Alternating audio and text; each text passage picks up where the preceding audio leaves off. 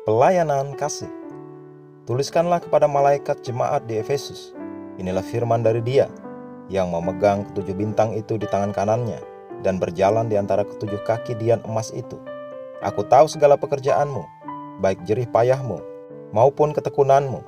Aku tahu bahwa engkau tidak dapat sabar terhadap orang-orang jahat, bahwa engkau telah mencobai mereka yang menyebut dirinya rasul, tetapi yang sebenarnya tidak demikian, bahwa engkau telah mendapati mereka pendusta, dan engkau tetap sabar dan menderita oleh karena namaku, dan engkau tidak mengenal lelah.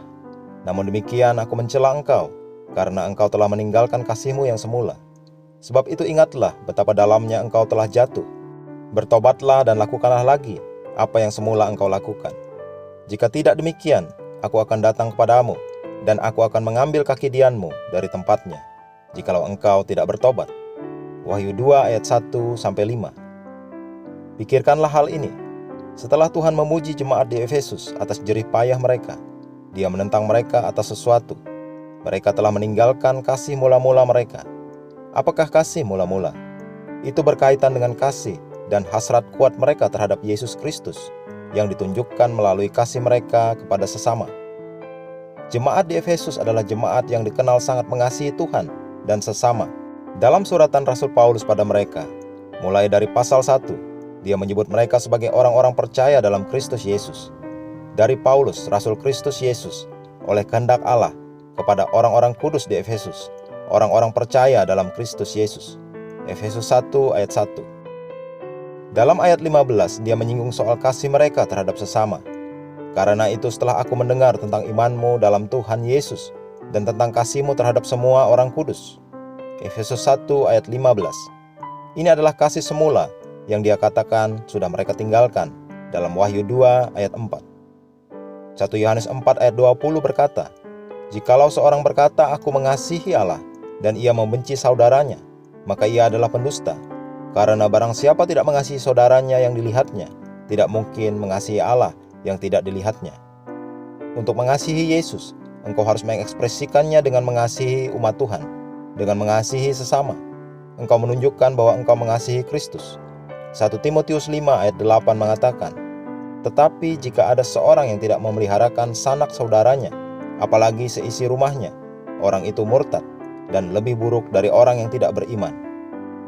Paulus menulis tentang umat Tuhan dan bagaimana ekspresi mereka akan Injil Yesus Kristus seharusnya ada dalam hubungan mereka dengan orang lain. Yesus berkata kepada jemaat di Efesus untuk melakukan tugas pertama, mengasihi Kristus sepenuhnya, supaya mereka bisa mengekspresikan itu dalam mengasihi orang lain. Kasih Allah engkau demonstrasikan dalam tindakan terhadap mereka yang engkau lihat. Ini sangatlah penting.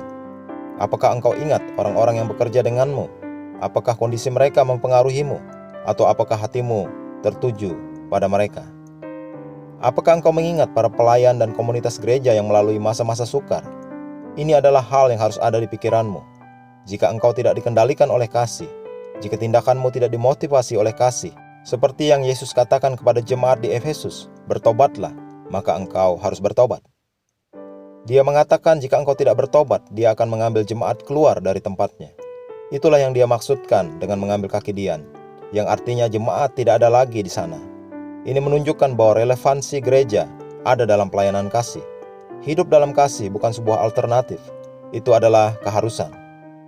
Tanamkan dalam pikiranmu untuk melatih diri untuk hidup dalam kasih. Janganlah melawan saudara seiman, saudara kandung, ataupun orang asing. Biarlah hatimu lembut dan selalu mudah tergerak menolong. Mari kita mengucapkan pengakuan. Kasih Allah dalam rohku membuatku bersinar dan memancarkan kasih kepada setiap orang.